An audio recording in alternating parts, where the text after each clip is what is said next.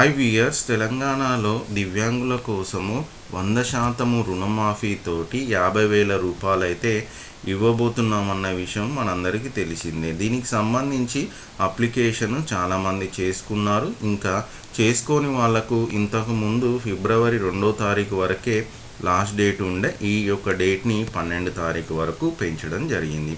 అయితే ఇందులో ముఖ్యంగా కొంతమంది అప్లికేషన్ చేస్తున్నప్పుడు అలాగనే చేసిన తర్వాత ఒక సహజంగానే కొన్ని క్వశ్చన్లు అయితే వాళ్ళకి అంటే డౌట్లు అయితే రావడం జరిగింది. వాటన్నిటిని నేను ఈ వీడియోలో అయితే క్లారిఫై చేయబోతున్నాను. సో అందులో మొదటికి ఏంటి అంటే, మరి అప్లై చేసిన అందరికీ ఈ సబ్సిడీ రుణం వస్తుందా సార్ అని చాలామంది అడగడం జరుగుతుంది. మీ యొక్క సహజమైన క్వశ్చన్. అయితే ఈ క్వశ్చన్కి సమాధానం ఏంటి అంటే, మనకు తెలంగాణ ప్రభుత్వము జిల్లాల వారీగా ఒక్కొక్క జిల్లాకి ఎన్ని యూనిట్స్ ఇవ్వబోతున్నాము అన్నది ఆల్రెడీ అనౌన్స్ చేయడం జరిగింది. ఒక్కొక్క జిల్లాలో ఎన్నెన్ని ఉన్నాయి అన్న దాని గురించి ఆల్రెడీ ఒక వీడియో మన ఛానల్లో ఉండడం జరిగింది. సో ఒక్కసారి మీరు ఛానల్లో వెళ్ళి చూడండి.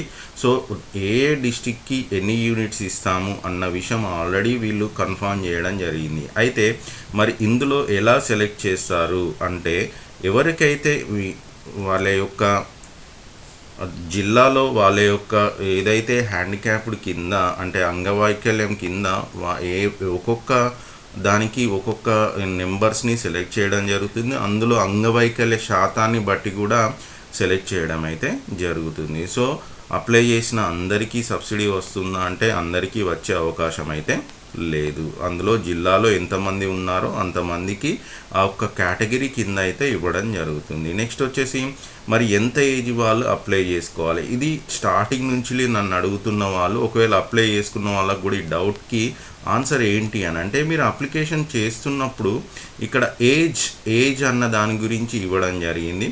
సో ఏజ్కి ఇక్కడ కంపల్సరీ స్టార్ మార్క్ ఇవ్వడం జరిగింది అని అంటే కంపల్సరీగా మీ ఏజ్ మెన్షన్ చేయాలి. అయితే తెలంగాణ రాష్ట్ర ప్రభుత్వం ఎక్కడ కూడా మీ ఏజ్ ఎంత అన్నది మెన్షన్ చేయలే కాబట్టి మీరు చిన్నవాళ్ళైనా పెద్దవాళ్ళైనా ఏజ్తో సంబంధం లేకుండా మీరైతే అప్లికేషన్ అయితే పెట్టేసుకోండి. అప్లికేషన్ అంటే మీరు ఒకవేళ కనుక 18 ఇయర్స్ నుంచి 60+ ఏజ్ వరకు ఉంటే మాత్రం కంపల్సరీగా వచ్చే అవకాశం అయితే ఉంటుంది. అంతకంటే తక్కువ ఉన్న ఒకవేళ మీకు సదరన్ సర్టిఫికేట్ ఉంటే అప్లికేషన్ అయితే పెట్టుకోండి, పోయే తప్పేం లేదు కదా. అప్లికేషన్ అయితే మీరు చేసేయండి. సో నెక్స్ట్ వచ్చేసి ఎంత శాతం వైకల్యం ఉంటే లోన్ వస్తుంది. అయితే ఇక్కడ ఎంత శాతము అంటే ఎంత మీకు హ్యాండిక్యాప్డ్ పర్సంటేజ్ అంటారు దీన్ని, అంటే డిజేబిలిటీ పర్సంటేజ్. అయితే ఇక్కడ డిజేబిలిటీ పర్సంటేజ్ కూడా కంపల్సరీ మెన్షన్ చేయడం జరిగింది. అయితే ఇంతకుముందు స్టార్టింగ్లో ఒక క్వశ్చన్కి మీకు సమాధానం చెప్పాను. ఏంటి అని అంటే, మరి అప్లై చేసుకున్న అందరికీ వస్తుందా అంటే,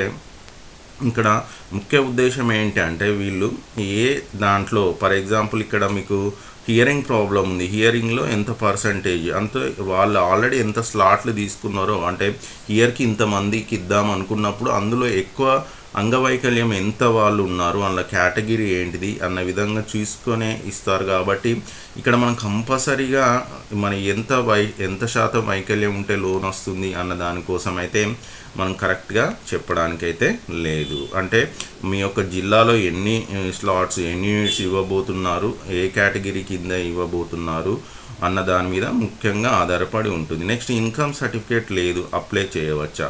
సరే, అయితే ఇక్కడ ఇన్కమ్ సర్టిఫికేట్ లేకుండా అప్లై చేయవచ్చా అంటే నా డైరెక్ట్ ఆన్సర్ ఏంటి అంటే, మీరు హ్యాపీగా అప్లై చేసుకోవచ్చు. ఎందుకనంటే మీరు మనల్ని అడిగిన సర్టిఫికెట్స్లలో కనుక అంటే మీ డీటెయిల్స్ ఏవైతే చేయమన్నారో, అంటే ఇది నేను ఆల్రెడీ మన ఛానల్లో చేసిన వీడియోనే నేను జస్ట్ ఇందులో చూపిస్తున్నాను. ఎందుకంటే ప్రస్తుతానికి సైట్ అన్నది ఓపెన్ కావట్లేదు కాబట్టి మీకు ఇలా చూపించడం జరుగుతుంది. సో మనకి ఇచ్చిన డీటెయిల్స్లో మనకి ఎక్కడ ఇన్కమ్ సర్టిఫికేట్ అన్నది మ్యాండేటరీ అని చెప్పలేదు. క్యాస్ట్ సర్టిఫికేట్ మాత్రం స్టార్ మార్క్ పెట్టారు. కాబట్టి మీరు క్యాస్ట్ సర్టిఫికేట్ అన్నది కంపల్సరీ మీ సేవ నుంచి లేటెస్ట్గా తీసుకున్నదే కావాలి.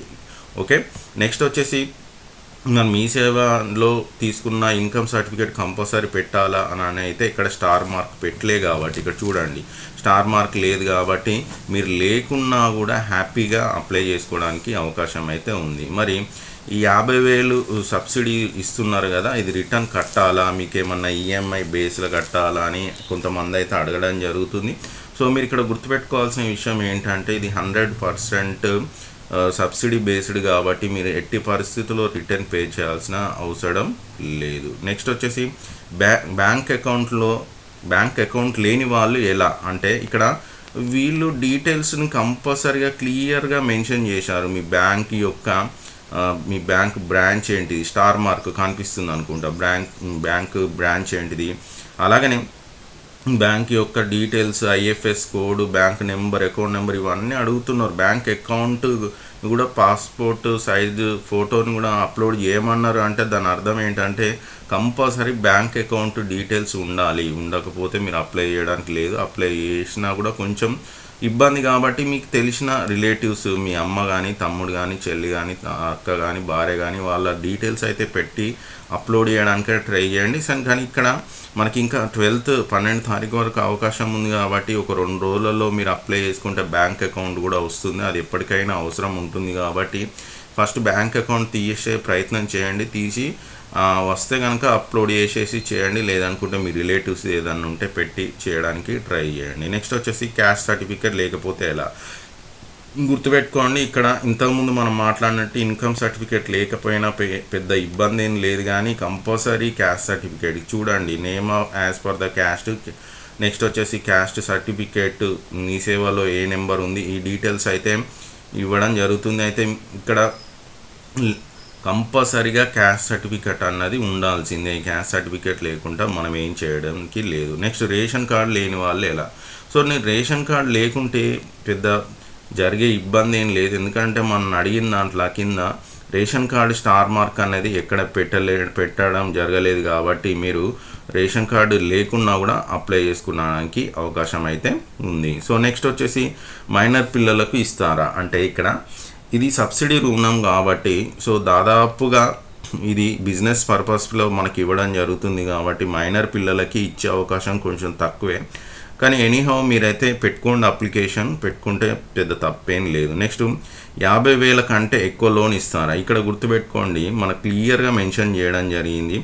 ఏంటి అని అంటే ఇక్కడ మినిమం యూనిట్ కాస్ట్ అంటే కనిష్ట యూనిట్ విలువ, నెక్స్ట్ గరిష్ట యూనిట్ విలువ 50,000. సో మనకి ఇచ్చేది ఒక యూనిట్కి. అంటే యాక్చువల్గా ఇది సబ్సిడీ ఏంటి అని అన్నది అంటే మీరు ఏదైనా యూనిట్స్ తీసుకోవడానికి మాత్రమే. ఓకే, సో 50,000 కంటే ₹1 కూడా మీకు ఎక్కువ ఇచ్చే అవకాశం లేదు. నెక్స్ట్ ఓల్డ్ క్యాస్ట్ సర్టిఫికేట్ ఉంటే ఎలా అంటే ఓల్డ్ క్యాస్ట్ సర్టిఫికేట్ ఉంటే మీరు అందులో ఎంటర్ చేసేయండి. ఒకవేళ తీసుకుంటే నో ప్రాబ్లం. సో తీసుకోకుండా మాత్రం కంపల్సరీ చిన్న 2-3 డేస్లో అయిపోతుంది. ఓల్డ్ క్యాస్ట్ సర్టిఫికేట్ కోర్టుతో పాటు మీరు యొక్క ఫోటో, నెక్స్ట్ వచ్చేసి రీసెంట్గా ఫుడ్ సెక్యూరిటీ కార్డు, అలాగే మీ 10th మెమో, ఇట్లా కొంత డీటెయిల్స్ ఇస్తే మళ్ళీ ఓల్డ్ క్యాస్ట్ సర్టిఫికేట్ని అయితే అప్డేట్ చేసేసుకోవచ్చు. లేదు మాకు ఇప్పుడు అర్జెంటుగా చేసుకుంటాం మాకు అనుకుంటే ఓల్డ్ క్యాస్ట్ సర్టిఫికేట్ పెట్టేసి ఇచ్చేయండి. నెక్స్ట్ వచ్చేసి సదరన్ సర్టిఫికేట్ లేకున్నా అప్లై చేయొచ్చా, ఇది మాత్రం చాలా సిల్లీ క్వశ్చన్. చాలామంది అడుగుతున్నారు. సిల్లీ ఇన్ ద సెన్స్ కొంతమందికి తెలుసో తెలియక అడగడం జరుగుతుంది. కంపల్సరీ మనకి ఇక్కడ క్లియర్గా మెన్షన్ చేయడం జరిగింది. సదరన్ సర్టిఫికేట్ అన్నదే ఈ యొక్క లబ్ధిదారుల యొక్క ముఖ్యమైన ఎంపిక. అంటే మీరు సదరన్ సర్టిఫికేట్ లేకుండా మీకైతే ఎట్టి పరిస్థితుల్లో ఈ యొక్క స్కీమ్ అన్నది రాదు. సో అది మాత్రం గుర్తుపెట్టుకోండి. కంపల్సరీ సదరన్ సర్టిఫికేట్ ఉండాలి. అది ఇంకా మీ సేవలు ఉందా లేకుంటే ఇంకెక్కడ ఉంది, మేము ఓన్లీ ఏంటిది టెంపరీ తీసుకున్నాం, ఏ టెంపరీ తీసుకున్నా మీకు నెంబర్ ఇచ్చి ఉంటారు కదా, ఆ నెంబర్ని ఎంటర్ చేయండి, లెట్ ఇట్ బి. సో ఆ నెంబర్ని ఎంటర్ చేసిన తర్వాత దాంతో ట్రై చేయండి. ఒకవేళ తీసుకొని దీని తర్వాత ఊరికే మీకు అప్లికేషన్ తీసుకొని ఇవన్నీ ఏం చేయరు, వీటిని కంపల్సరీ మళ్ళీ వెరిఫికేషన్ చేసిన తర్వాతే మీకైతే డైరెక్ట్ అయితే ఇవ్వడానికి కుదరదు. నెక్స్ట్ వచ్చేసి చదువుకొని వాళ్ళు ఎలా అప్లై చేసుకోవాలి. సో మరి చదువుకోని వాళ్ళ పరిస్థితి ఏంటి, మేము హ్యాండిక్యాప్డే బట్ చదువుకోవాలి, మా పరిస్థితి ఏంటి అని అంటే సో మీరు చదువుకోకుండా కూడా అప్లికేషన్ అయితే చేసేయండి. అప్లికేషన్ చేసినాక కూడా మీకు రిలేటెడ్ బిజినెస్ ఏం కావాలి, మీకు కావాల్సిన యూనిట్ ఏందన్నది మీకు రిలేటెడ్ చదువుకోకుండా చేసే యూనిట్ని సెలెక్ట్ చేసుకోండి. నెక్స్ట్ వచ్చేసి అప్లై చేసిన ప్రింట్ ఎక్కడ సబ్మిట్ చేయాలి. So very good question. ఈ అప్లికేషన్ తర్వాత అప్లికేషన్ ఫామ్ యాక్చువల్గా డైరెక్ట్గా వెళ్ళిపోతుంది. ఇంకొంత ఒక స్టెప్ ముందు ఉండాలి అని అనుకుంటే మీరు మీ దగ్గర ఉన్న ఎంపీడీఓ ఆఫీస్కి వెళ్ళి ఇవన్నీ డాక్యుమెంట్స్ ఏవేవైతే మీరు అప్లికేషన్ చేశారో వాటి అన్నిటిని అప్లికేషన్ ఫామ్తో పాటు మీరు అప్లోడ్ చేసిన డీటెయిల్స్ అప్లోడ్ చేసింది ఒకటే, అది ఏంటిది అంటే బ్యాంక్ సర్టిఫికేట్, మిగతా ఉంటే మీ సదరన్ సర్టిఫికేట్, నెక్స్ట్ వచ్చేసి క్యాస్ట్, ఇన్కమ్, రేషన్ కార్డ్ డీటెయిల్స్ని కూడా వాటికి యాడ్ చేసి పోయి ఎంపీడీఓ ఆఫీస్కి ఇస్తే సరిపోతుంది. నెక్స్ట్ వచ్చేసి మన అప్లికేషన్ సబ్మిట్ అయిందా లేదా ఎలా చెక్ చేసుకోవాలి. Very good question. సో మీరు అప్లికేషన్ సబ్మిట్ అయిందా లేదా ఎలా చెక్ చేసుకోవాలి అని అంటే ఇక్కడ మీరు డౌన్లోడ్ అప్లికెంట్ ప్రింట్అవుట్ అని ఉంది. సో దీని మీద ఒకసారి కనుక మీరు క్లిక్ చేస్తే మీకు ఆటోమేటిక్గా ఒక లింక్లకి అయితే వెళ్తుంది. అక్కడ లింక్లో మనల్ని ఏం అడుగుతుందంటే మీ అప్లికేషన్ ఐడి అయితే అడగడం జరుగుతుంది. సో స్కీమ్ టైపు, మీరు ఏ స్కీము, ఈఆర్ఎస్, సో ఇక్కడ మీ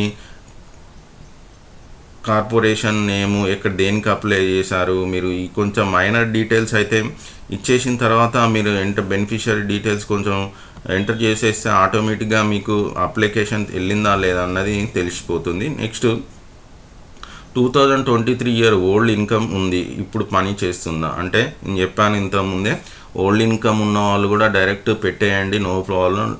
కానీ ప్రస్తుతానికి అయితే డేట్ ఎక్స్టెండ్ చేసింది కాబట్టి అప్డేట్ చేయండి.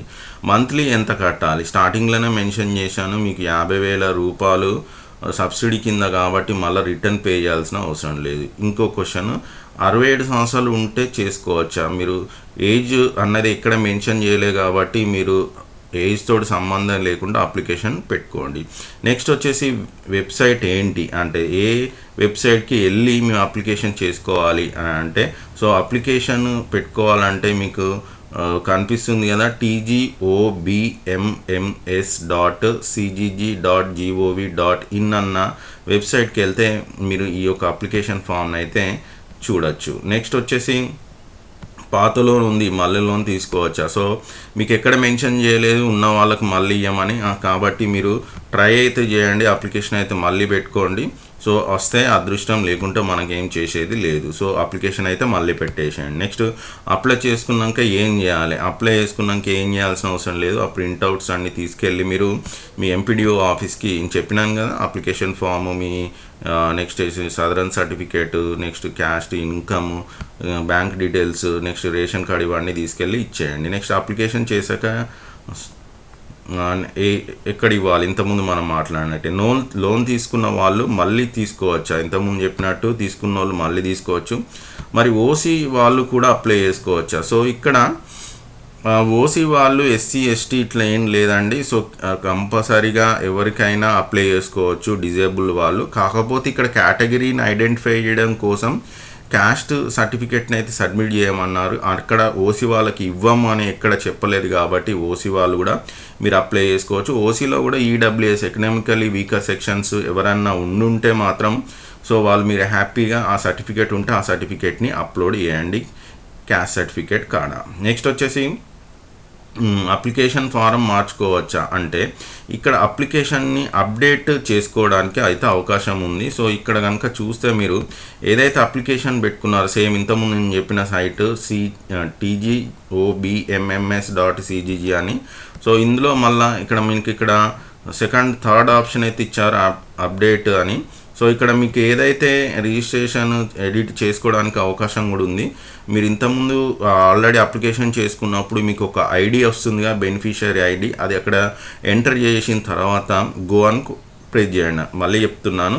సో మీరు ఏం చేయాలంటే అప్లికేషన్ చేస్తున్నప్పుడు ఏదైతే సైట్కి వెళ్ళారో ఆ సైట్లో ఫస్ట్ మీరు ఆల్రెడీ అప్లై చేసుకున్న దానికోసం థర్డ్ అన్నది అప్డేట్ కోసం. సో దాని మీద ఒకసారి క్లిక్ చేయగానే మీరు ఇంతకుముందు అప్లికేషన్ చేసుకున్నప్పుడు ఒక ఐడి అయితే రావడం జరుగుతుంది. ఆ ఐడిని ఇక్కడ ఎంటర్ చేసి గో అని ప్రెస్ చేయండి. సో మళ్ళీ మీ అప్లికేషన్ అయితే కనిపిస్తుంది, అందులో ఎడిట్స్ చేసుకోవడానికి అవకాశం ఉంది. లాస్ట్ డేట్ ఎప్పటి వరకు? సో ఆల్రెడీ యాక్చువల్గా అయితే లాస్ట్ డేట్ February 2 వరకు ఉండేది. దాన్ని కాస్త మనం ఇంతకుముందు మాట్లాడుకున్నప్పుడు February 12 వరకు ఎక్స్టెండ్ చేయడం అయితే జరిగింది. సో ఇదండి. సో మనల్ని అడిగిన, నాకు తెలిసిన, మీకు వచ్చే సహజమైన కొన్ని క్వశ్చన్లను అయితే ఈ వీడియోలో ఎక్స్ప్లెయిన్ చేయడం జరిగింది. సో వీడియో కనుక నచ్చితే వీడియోని లైక్ చేయండి. ఛానల్కి ఇప్పుడే వస్తే మాత్రం ఛానల్ని సబ్స్క్రైబ్ చేయండి. Thanks for